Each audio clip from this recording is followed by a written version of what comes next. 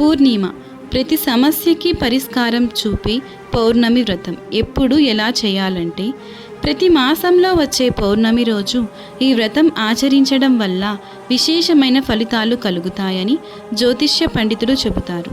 ఈ పూర్ణిమ రోజు చంద్రుడు నిండుగా కలగా ఉంటాడు. చంద్రుడికి శివకేశవులను ఆరాధించడం వల్ల శుభ ఫలితాలు కలుగుతాయని భక్తుల నమ్మకం. పౌర్ణమి రోజు ఆచరించే పూజల వల్ల కోరుకున్న కోరికలు నెరవేరుతాయని విశ్వాసం. ముఖ్యంగా పూర్ణిమ రోజు శివకేశవులను ఆరాధించడం వల్ల అష్టైశ్వర్యాలు చేకూరుతాయని నమ్ముతారు.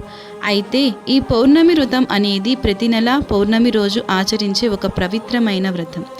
ఈ పౌర్ణమి రోజు చంద్రుడు పూర్తి కళతో ప్రకాశిస్తాడని, కాబట్టి ఈ వ్రతాన్ని పూర్ణిమ రోజు ఆచరించడం వల్ల విశేషమైన పుణ్యం లభిస్తుందని నమ్ముతారు.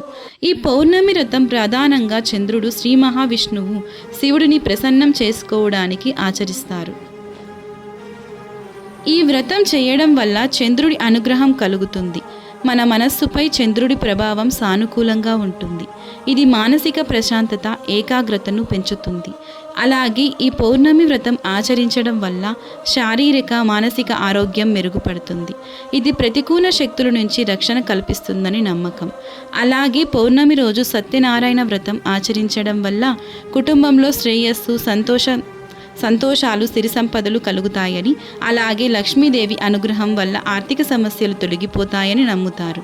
ఈ వ్రతం ఆచరించడం వల్ల తెలిసి తెలియక చేసిన పాపాలు నశిస్తాయని విశ్వాసం. ఈ పౌర్ణమి వ్రతాన్ని ప్రతి నెలా పౌర్ణమి రోజు ఆచరించడం వల్ల విశేషమైన ఫలితాలు ఉంటాయి. ఈ వ్రతం ఆచరించే రోజు ఉదయాన్నే తలస్నానం చేసి శుభ్రమైన దుస్తులు ధరించి ఇంటిని, పూజ గదిని శుభ్రం చేసుకోవాలి. ఇక ఈ వ్రతాన్ని ప్రారంభించే ముందు ఈ వ్రతం ఎందుకు చేస్తున్నారో మనసులో సంకల్పం చేసుకోవాలి. ఈ రోజున మహావిష్ణువు, చంద్రుడు, లక్ష్మీదేవిని పూజించడం మంచిది. ముఖ్యంగా సత్యనారాయణ వ్రతం కథను చదవడం లేదా వినడం వల్ల విశేషమైన ఫలితాలు కలుగుతాయి.